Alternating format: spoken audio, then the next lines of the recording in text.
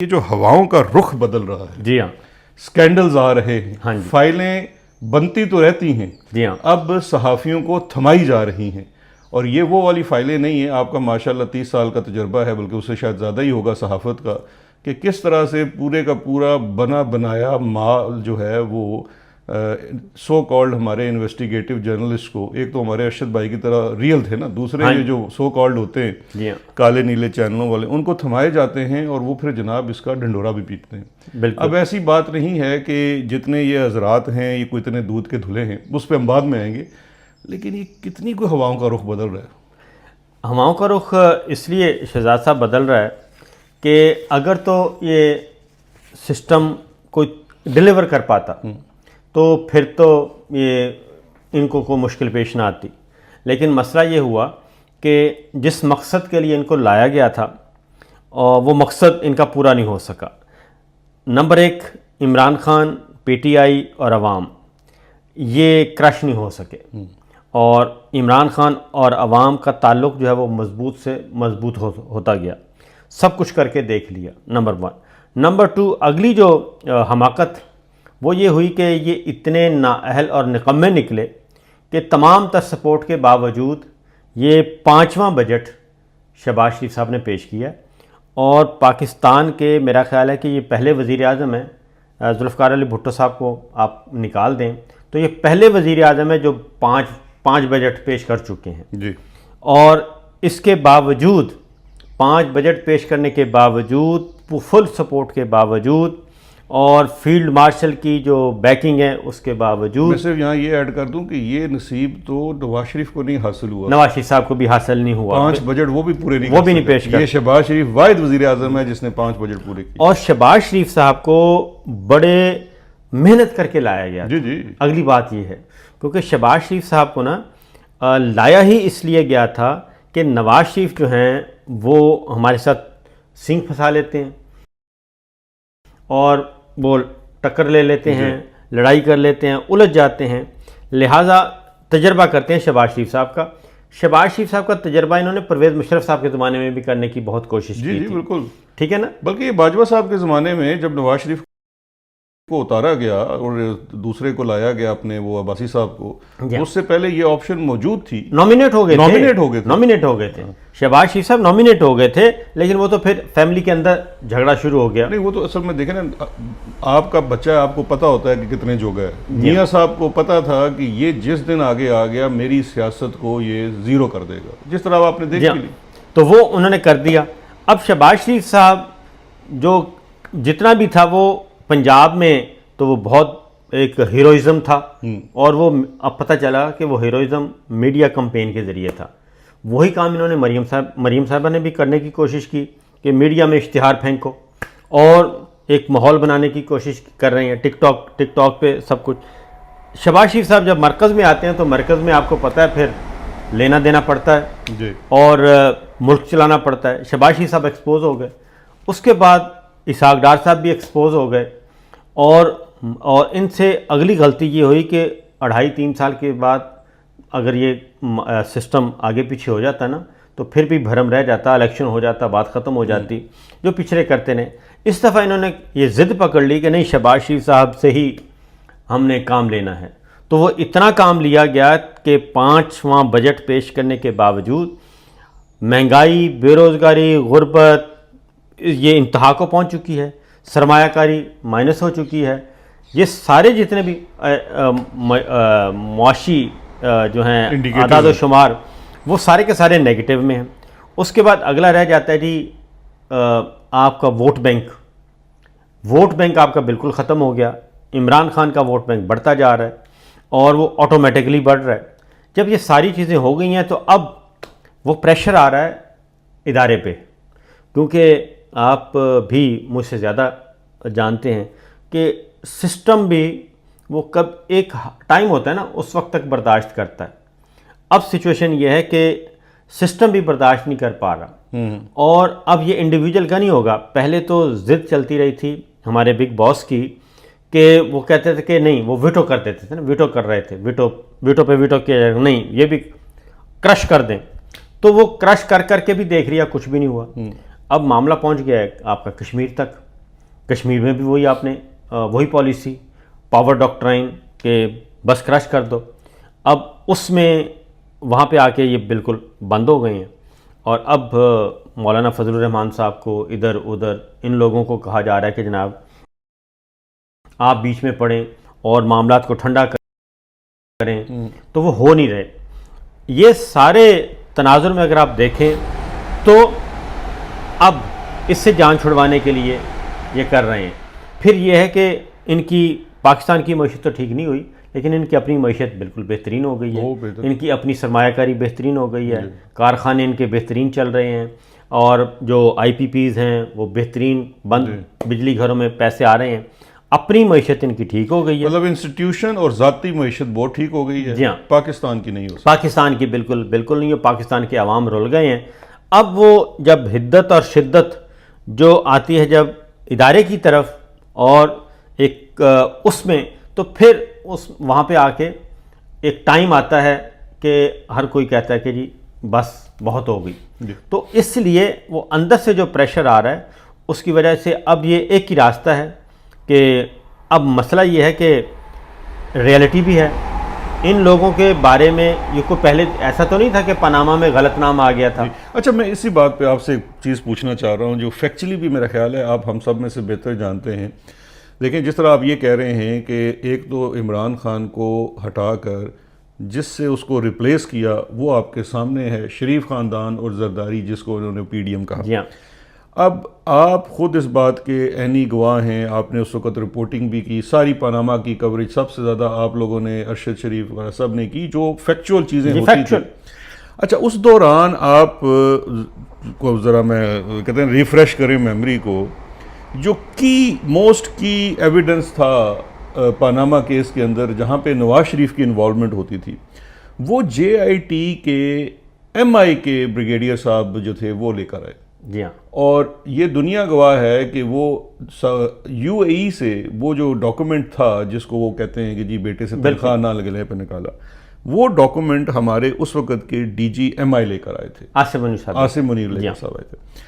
अच्छा, अब जब आप ऐसी चीज़ लाते हैं और आप अमारातियों से मिलते हैं, मैं आपको थोड़ा पर्सनल एक्सपीरियंस बताता हूँ। मेरी जो एमिरेट्स के सरबराह हैं उनसे 2 दफ़ा मुलाकात का इत्तेफाक हुआ है खान साहब के साथ, और एक दफ़ा मैं स्पेशल LC के तौर पे वहाँ गया था। खान साहब के साथ दोनों मुलाकातों में यकीन जानिए कि अगर हमारी 1 घंटे की वो बड़ी मुलाकात थी, 1-on-1 भी उनकी अलग होती थी, तो उस 1 घंटे की मुलाकात में से 40-50 मिनट तो कम अज़ कम उस साइड ने इन लोगों की बात की है कि किस तरह से उनके क्या मामलात थे और उन्होंने क्या क्या चीज़ें की जिसकी वजह से UAE के उनसे ताल्लुकात भी ख़राब हुए। अच्छा, अब ये सारा तनाज़र भी आपके सामने मौजूद है। और इंटरेस्टिंगली मैं आपको एक बात बताता हूँ कि 2018 का जो हमारा ट्रिप था UAE का, उसमें उस वक़्त के आर्मी चीफ और DG ISI आसिम मुनीर साहब भी हमारे साथ थे। और मुझे उस पूरे ट्रिप में माँ सवाए शरीफ ऐसे हैं, शरीफ वैसे हैं, कुछ सुनने के नहीं मिला इसके सिवा। अब ये सारा बैकग्राउंड कहने का मकसद ये है, आप ये बखूबी जानते हैं कि जब इन सब की हकीकत आप जानते थे तो ये क्यों, मतलब आज आंखें खुल रही हैं तो क्यों, उस वक़्त क्या था? क्या सिर्फ बदले की आग थी इमरान खान से, या नहीं? बदले की आग तो बाद में आई, पहले था ओहदा।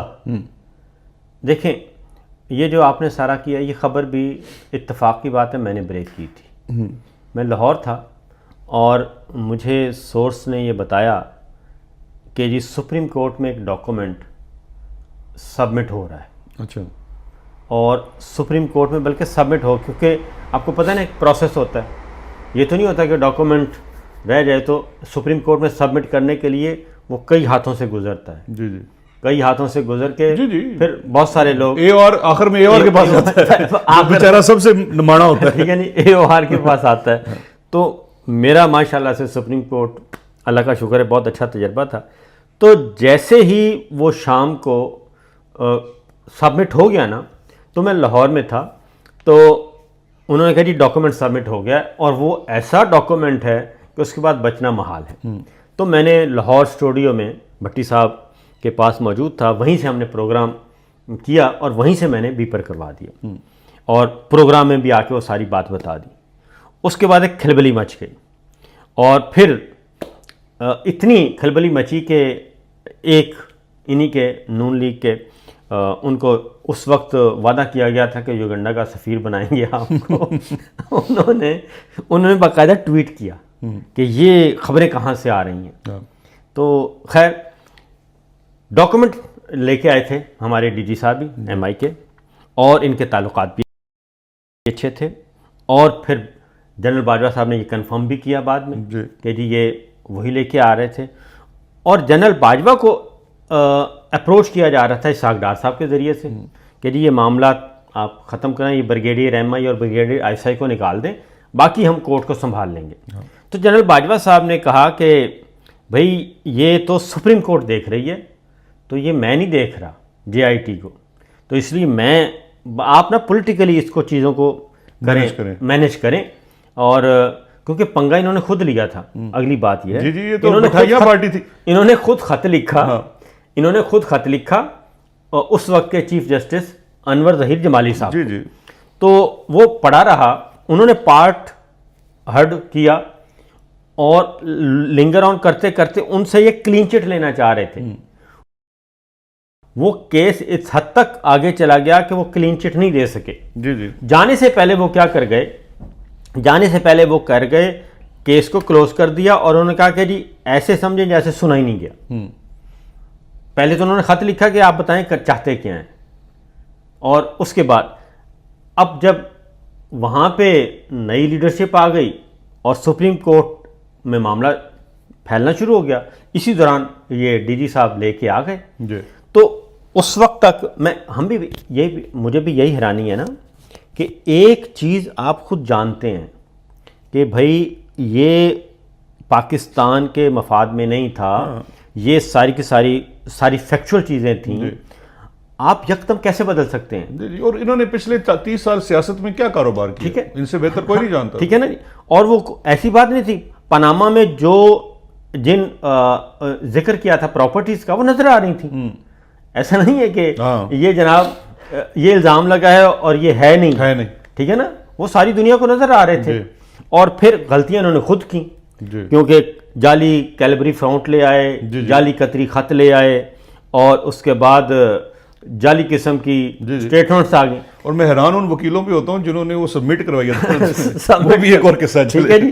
तो ये सारी चीज़ें मौजूद थी। तो असल हैरानी यही होती है कि जनरल आसिम मुनीर साहब खुद वो अपनी आंखों से देख चुके हैं, सब कुछ कर चुके हैं, फिर ये सारे का सारा कैसे हुआ? तो मेरा ख्याल है कि मकाफ़ात अमल है, और शायद इसीलिए क्योंकि ये ज़रूर नहीं होता कि आप सब कुछ जानते बूझते हुए। असल ये पूरे निज़ाम की बुनियाद ही बदनीयती पे थी। सर मैं एक आपको बताऊं, पहले हम ये समझते थे कि फ़ौज में मेरिट के अलावा कोई है ही नहीं चीज़, और अब पता चलता है मेरिट के सिवा सब कुछ है। अब जब से ये सिलसिला शुरू हुआ है ना, जनरल बाजवा साहब भी मैनूवरिंग करके आर्मी चीफ बने। जी। मैनूवर किया उन्होंने सिस्टम को, और वो बने। लेकिन इसमें साहब भाई, अब चूँकि हम इस तरफ बात शुरू कर चुकी है, बाकी हम करंट हालात पे आते हैं, लेकिन इसमें ज़्यादा कसूर मैं समझता हूँ, मैं जनरली सियासतदान तो नहीं कहूँगा, लेकिन नवाज शरीफ कहूँगा। नवाज शरीफ ने फ़ौज के अंदर हमेशा मेरिट को तह करके आर्मी चीफ बनाया। सर नवाज शरीफ जब से आए हैं ना जी, आपने ये बात सिर्फ फ़ौज के अंदर नहीं, जुडिशरी, जी हर जगह, मीडिया और ये पार्लिमान, जी, तीनों को उन्होंने ब्राइब किया उन्हीं के ज़माने में। क्योंकि 85 में आए ना, पहला फॉरवर्ड ब्लॉक जो है वो पंजाब में नवाज शरीफ साहब ने बनाया था। नवाज शरीफ ने बनाया था पहला। मंजूर मोहल उसके सरबराह थे। पैसे के बलबूते पे सहाफत को 80s में मीर साहब को 100 कनाल जमीन दे दी। परमट, प्लॉट और पैसा, ये तीनों चीज़ें मीडिया में, ये तीनों चीज़ें जजेस में, ये तीनों चीज़ें ब्यूरोक्रेसी में, ये तीनों चीज़ें आर्मी में नवाज शरीफ साहब ने इंट्रोड्यूस करवाई। अब ये वो जो जनरल जंजुआ साहब थे आर्मी चीफ, जिनको गाड़ी BMW देखना, इतनी हिम्मत कि उन्होंने कहा कि हर चीज़ खरीदी जा सकती है, काबिल फरोख्त है, खरीदी जा सकती है। वो एक दफ़ा नहीं 2 अटेम्प्ट की BMW के, जनाब आप इस गाड़ी में क्यों आते हैं, ये BMW लें। उस वक्त BMW पाकिस्तान में इक्का दुक्का लोगों के पास, वो तो अल्लाह ताला उनको जन्नत में जगह दे, आसिफ नवाज जंजुआ साहब को, कि उन्होंने डिग्निटी का मुजाहरा किया, हिम्मत दिखाई और उन्होंने वो गाड़ी नहीं ली। अगर वो चाबी ले लेते तो वो एक ट्रेडिशन बन जानी थी। अच्छा, अब मेरा ख्याल है उस तरह के अब फौजी नहीं बनते, अब चाइना से फौजी बन के आते हैं कोई, मतलब वो लोग पता नहीं किधर चले गए। देखें मसला पता है क्या है, दौलत जो है ना, दौलत ये सिर्फ पॉलिटिशियंस की कमजोरी नहीं है, अब तो सबकी कमजोरी बन चुकी है, पूरे पाकिस्तान का सबकी निज़ाम कमजोरी बन चुकी है। जब आप, इसलिए मैं कहता हूँ कि जैसे जुडिशरी में चीफ जस्टिस और जजेस बराबर हैं आफ्टर रिटायरमेंट मराआत के एतबार से, और अंदर भी बराबर हैं, सिवाय इसके कि एडमिनिस्ट्रेशन के कुछ इख्तियारात। यही सिस्टम फ़ौज में भी होना चाहिए जी जी, कि जब आर्मी चीफ रिटायर हो तो उसकी मराहत भी वही होनी चाहिए जो लेफ्टिनेंट जनरल की होती है। नहीं, उसके अलावा एक और चीज़ जो आर्मी चीफ का, इस पर मैं बड़ा बात भी की, मैंने बड़े फौजियों को भी इंटरव्यू किया। सबसे बड़ा इशू जो है ये है कि फ़ौज एक वाहिद महकमा बन चुका है, 7 लाख की फ़ौज है, लेकिन उसमें हर शख्स का इवन बाद अज मर्ग तक का जो इख्तियार है वो सिर्फ एक बंदे के पास है, आर्मी चीफ के पास। आर्मी चीफ के पास है। जब तक वो इख्तियार वापस मिनिस्ट्री ऑफ डिफेंस में नहीं आता है, ये निज़ाम की दुरुस्तगी नहीं। आपने हालिया दिनों में देखा है कि अब देखिए कोर कमांडर्स की जो वो एक बैठक होती है, वहाँ तसव्वुर तो ये किया जाता है कि कम से कम अंदर बैठ के तो देखें, अगर आप जंग के लिए भी जा रहे हैं या आप कोई स्ट्रेटजी भी डिसाइड कर रहे हैं, अगर मुझे आज़ादी नहीं है बात करने की, मशवरा देने की। सर वो एक झूठा सच्चा फोरम था जी, जॉइंट स्टाफ हेडक्वार्टर था जी, ठीक है, वो एक ऐसा फोरम था, वो इसलिए बनाया गया था ना, 52 साल उसने काम किया, और उसने फरवरी 19 भी डील किया, उसने अगस्त भी डील किया, और उसने अब भी वो क्यों ख़त्म किया गया, क्योंकि वहाँ पे chairman joint chief of staff committee, वो जब आप हालत जंग में जाते थे तो कमान उनके पास चली जाती थी, और सामने आपके एयर चीफ, आपके नेवल चीफ, आपके बर्री फौज के, आपके स्ट्रेटेजिक फोर्स के, आपके डीजीएमआई, आपके डीजीआईएसआई, वो सामने बैठे होते थे। वहाँ पे ओपन डिस्कशन होती थी, और उसमें सारों का एक एक वोट होता था, किसके पास अथॉरिटी नहीं थी। अब वो इदारा पूरे का पूरा ख़त्म कर दिया गया। एक तरफ से सुप्रीम कोर्ट ख़त्म की गई, उसके बाद वो इदारा ख़त्म करके आपने 5 स्टार खुद बन के और सारे इख्तियारात खुद ले लिए, ताकि मेरे साथ शुराइयत वाली कोई चीज़ ना हो। और वो दफ्तर भी खत्म कर दिया, दफ्तर भी खत्म उस सेक्रेटेरिएट का भी एक काम था ना, जी हाँ, जो स्ट्रेटेजिकली तीनों चीज़ों को साथ लेकर चलता था, वो स्ट्रेटेजाइज करता था, उसमें मुख्तलिफ जहन और सोचें आती थी। अब तो वहाँ पे एक जहन आ गया, वन मैन शो आ गया। अब वन मैन शो, अच्छा, वो भी मसरूफ हैं आजकल, उसमें हम बाद में आएंगे। वो तो उसकी वजह है, फॉरेन डिप्लोमेसी कर रहे हैं। देखे ना सर, एक आदमी क्या क्या करेगा जी, एक आदमी क्या क्या करेगा। एक आदमी उसको बहरिया को भी देखेगा, ये फिजाइया को भी देखेगा, स्ट्रेटेजी को भी यहाँ देखेगा। बहरिया से शायर की मुराद बहरिया जो नेवी है, नेवी वैसे तो बहरिया को भी देखना शुरू कर दिया। ठीक है जी, वो भी देखेंगे, तो वो पॉसिबल नहीं है जी। आपने देखे ना, सुप्रीम कोर्ट का एक सिस्टम बनाया आइन में, जो क्या बुलडोज कर दिया गया, वहाँ पे भी एक इदारा जाती अप्रोच। आप पार्लियामान में आ जाएं, प्राइम मिनिस्टर, उसके ऊपर चेक्स भी, और फिर उसमें भी दायरा जाती सोच, कैबिनेट है, कितने इख्तियारात हैं। आप खुद रह चुके हैं कि प्राइम मिनिस्टर के कितने हैं जी वीटो पावर कर सकता है, अपना यूज़ कर सकता है। बहुत रेयर कैबिनेट। नहीं, कैबिनेट में अगर 10 वजीर एक तरफ खड़े हो जाएं तो वज़ीर आज़म को सुनना पड़ती है, ठीक है ना जी। तो यहाँ पे ये है कि ये जो 26वीं और 27वीं गैर आइनी तरमीम के बाद ये काम किया गया, उसके बाद तो बिल्कुल ख़त्म कर दिया गया। इसलिए जो आप कह रहे हैं कि बाद अज मर्ग, यानी कि कब्र भी उनके कंट्रोल में है, कंट्रोल में, तो ये चीज़ ये ख़त्म करनी पड़ेगी। बेवा के वो मेडिकल अलाउंसेस, पेंशन सब बंद कर सकते हैं, अच्छा, हम थोड़ा सा आगे चलते हैं साहब भाई। देखें, अभी तो ये हमने देख लिया है कि निज़ाम के अंदर अवाम का रुख भी बदल रहा है, वो नीयत शौक भी भर गई है। अब आगे का रास्ता क्या है? क्या आगे का रास्ता जो है वो फिर से कोई नया एक्सपेरिमेंट करने का है, या फिर जिसके ऊपर कुछ लोग अब बात कर रहे हैं कि इमरान खान साहब से बात की जाए, या शायद बात की जा रही है। अब उसमें एक बहुत बड़ा क्वेश्चन मार्क भी है। अब क्वेश्चन मार्क ये है कि इमरान खान से क्या बात करेंगे। अभी कुछ रोज़ कबल आपने देखा कि इमरान खान की फैमिली की जब मुलाकातें बहाल हुई तो इस शर्त पे हुई कि वो बाहर आकर बात नहीं करेंगे, फिर उनकी मुलाकातें बंद कर दी गई। उस फिर लास्ट मुलाकात का हवाल जो 2-3 लोगों की तवसत से, उनकी फैमिली की तवसत से बाहर आया, और अब तो उन्होंने शायद कोर्ट में भी फाइल कर दिया, कि जो ये बताता है कि इमरान खान की अहलिया, जो हरगिज़ सियासी खातून नहीं है, ना उनका सियासत से ताल्लुक़ है, अनलाइक मरियम वो कोई पार्टी की ऑफिस होल्डर नहीं है, कभी कोई उन्होंने सियासी बयान नहीं जारी किया, कुछ भी। उन्हें सिर्फ इसलिए जेल में डाला गया है कि इमरान खान की बीवी है, इसको अजियत दो तो इमरान खान को अजियत। 3 किरदार जेल में हैं जी। जी 3, बुशरा बीबी, इमरान खान और जनरल फैज़ जी। और तीनों में कदर मुश्तरक ये है कि मुझे क्यों हटाया, हाँ, और मुझे क्यों नहीं बचाया, तो ये था। तो अब सर ये बताइए कि एक तरफ तो आप एक शख्स को, उसकी बीवी तक को आप ईज़ा दे रहे हैं, तशद्दुद कर रहे हैं, वो जो भी दूसरा मामला सामने आया कि उनके सेल के बाहर कोई ओपन सीवरेज है, मतलब किसी भी, मतलब इंसान के लिए तो वो और चीज़ होती है, खातून को तो वो और ज़्यादा चीज़ वो करती है। उनका वज़न भी मैंने सुना है 15 से 20 किलो कम हो गया है। अब इस हालात में क्या ऐसे कोई चीज़ें हैं कि कोई जाके इमरान खान से बात कर सकता है? किसी को इस काबिल छोड़ा गया है? देखें, हम 3 मिसालें ले लेते हैं, ज़्यादा नहीं। एक है जनरल ज़िया साहब, उन्होंने पीपल्स पार्टी को क्रश करने में 11 साल लगाए। जी मोहतरमा बेनज़ीर भुट्टो उन्हीं के दौर में वापस आई, जी। और ज़िया साहब अगर ज़िंदा रहते तो उन्हीं के दौर में उन्होंने प्राइम मिनिस्टर भी बन जाना था। ठीक है जी। और ज़िया साहब नहीं रोक सके, क्योंकि वही बात है कि एक है कि आपकी यूटिलाइजेशन जो है अमेरिका की वो पूरी हो चुकी थी। ठीक है जी। जो कुछ आपने डिलीवर करना था और जो कुछ उन्होंने हासिल करना था, वो टास्क पूरा हो गया था, अफ़गानिस्तान वाला। तो जब वो टाइम आया तो मोहतरमा बेनज़ीर भुट्टो वापस आ गई, और इधर से इलेक्शन हो गए थे, मोहम्मद खान जिनेजो साहब आ गए थे, तो ज़िया साहब नहीं रोक सके। ज़िया साहब के उनके इस्तकबाल को नहीं रोक सके, उनकी पॉलिटिकल एक्टिविटीज़ को नहीं रोक सके। और फिर जब इलेक्शन अनाउंस हो गया तो डेफिनेटली उन्होंने जीतना ही जीतना था। तो उससे पहले वो हादसा हो गया C-130 का।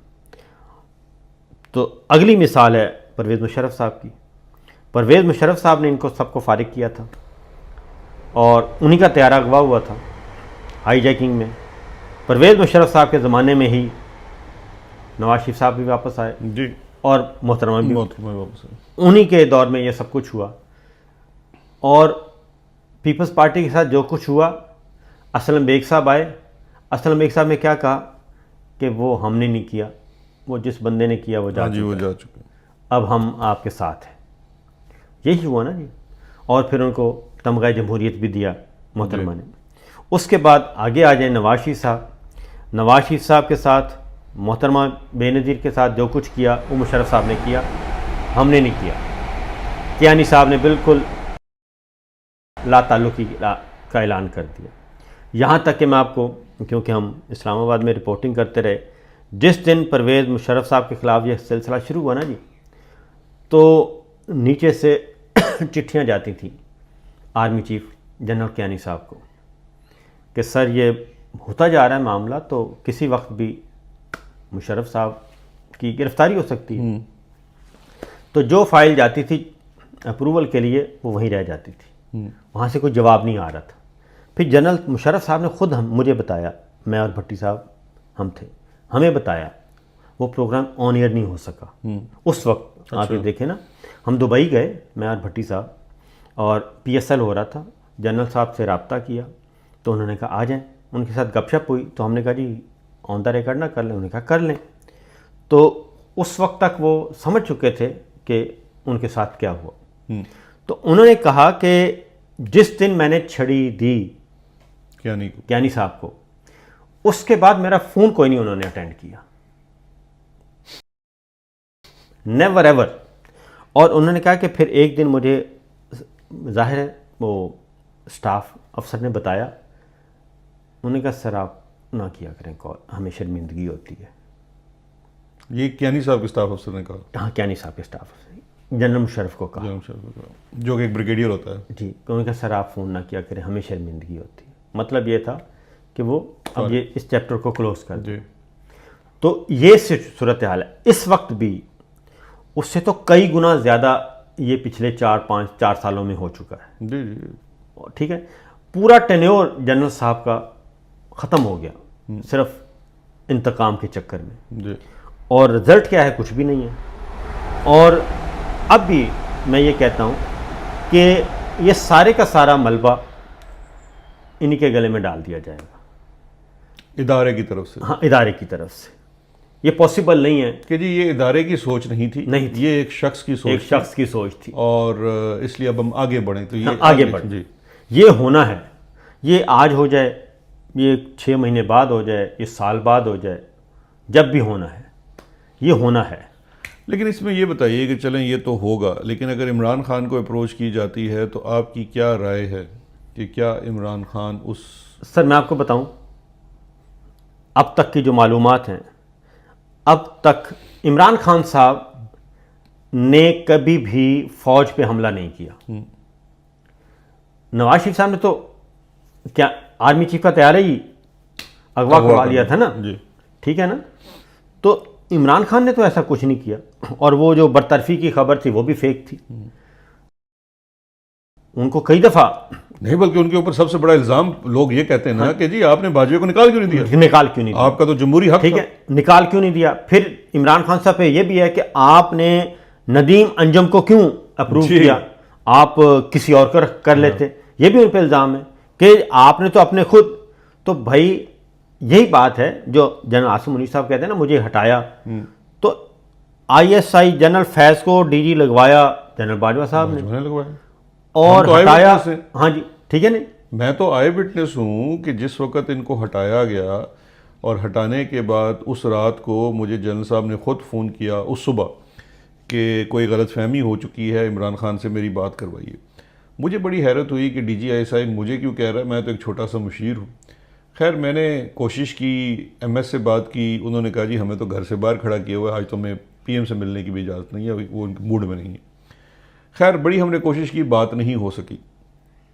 ये बात है वीकेंड की जब इनको हटाया गया। सोमवार को जब प्राइम मिनिस्टर आए ऑफिस में तो ये रूटीन होती थी कि सुबह उनको प्रिंसिपल सेक्रेटरी और मैं रिसीव करते थे और सुबह की ब्रीफिंग एक होती थी प्राइम मिनिस्टर की। ये डेली हमारी रूटीन रही 3 साल, 3.5 साल। तो उसमें आते साथ ही मैंने खान साहब को जो पहली बात की, मैंने कहा सर ये आपने क्या किया वीकेंड पे, आपने तो नवाज शरीफ वाला काम कर दिया। तो कहते हैं क्या मतलब, मैंने कहा जी नवाज शरीफ भी यही करता था कि लोगों को खड़े खड़े फौज के जर्नैलों को करता था, तो ये कोई चीज़ें अच्छी नहीं जाती। मैंने तो उस कॉन्टेक्स्ट में बात की। खान साहब मुस्कुराए, उन्होंने कहा मैंने इसलिए तुम सब लोगों के फ़ोन नहीं सुने थे, लेकिन जो बातें उन्होंने हमें बताई उसके बाद, तो वो तो इमरान खान ने नहीं निकाला आसिम मुनीर को, नहीं निकाला। आसिम मुनीर को तो जनरल बाजवा ने निकाला, और बाजवा। जनरल बाजवा ही फैज़ को दोबारा, देखें जनरल फैज़ जो थे या जनरल बाजवा जो थे, ये आसिम मुनीर थे, ये दोनों जनरल बाजवा के ट्रस्टवर्दी लोग थे। जनरल बाजवा इनको जानता था, जनरल फैज़ और बाजवा का ताल्लुक बहुत पुराना था फ़ौज के अंदर भी, और इमरान खान साहब को भी वही उन्होंने रिकमेंड किया था। और जब उनको हटाया जा रहा था तो उस वक्त भी सोच यही दी जा रही थी कि इन्होंने कल आर्मी चीफ बनना है। इमरान खान का पॉइंट ऑफ व्यू ये था कि मुझे इससे कोई गर्ज नहीं है, जब आर्मी चीफ नया बनने की बात आएगी तो उस वक्त देख लेंगे जो ऑप्शंस अवेलेबल होंगी। हम लोग सियासी तौर पे खान साहब को जाकर रिकमेंड करते थे। जनरल फैज़ ने 3 दफ़ा मुझे ज़ाती तौर पे कहा कि आप प्राइम मिनिस्टर को कन्विंस करें कि मुझे वापस जाने दें फ़ौज में, मेरी पोजीशन बहुत कंट्रोवर्शियल हो रही है। ये फैज़ साहब ने हमारे 7-8 लोगों को, जी हाँ, जिनका मैं आई विटनेस हूँ, आपको भी पता है, कि उनको कहा कि यार ये आर्मी चीफ चाहते हैं कि मैं फ़ौज में वापस चला जाऊँ। हाँ जी, आर्मी चीफ ये चाहते हैं कि नया आज, अच्छा उस वक्त मैं आपको एक और बात बताता हूँ, नदीम अंजुम का नाम बाद में प्रपोज होता है। जनरल बाजवा पहले खान साहब को ये कहता है कि जी आप कोई भी नया आर्मी चीफ चुन लें, DGI चुन लें। खान साहब का ये पॉइंट ऑफ व्यू था, यार मैं क्यों मतलब चुनूं, I am fine with the current one. उस वक्त हमारी ट्रांजिशन हो रही थी अफगान, आज देख लें कि आपने उस वक्त जो डिसरप्शन की, आज आपका एक ऐसा मुल्क जिसके पीछे आपने अपना मुल्क तबाह कर लिया, 30 साल एक जंग में शामिल हो, 40 साल। 40 साल। उसका नतीजा ये निकला कि आज वो हमारा दुश्मन, हम उसके दुश्मन। वो हमारे यहाँ बमबारी कर रहा है, हम उसके यहाँ बमबारी कर रहे हैं। किस लिए? कि उस वक्त हमने एक ऐसे आदमी की बात नहीं सुनी जो आपको कोई अकल की बात देने की कोशिश कर रहा था। बहरहाल ये तो एक हमारा बड़ा लंबा टॉपिक है।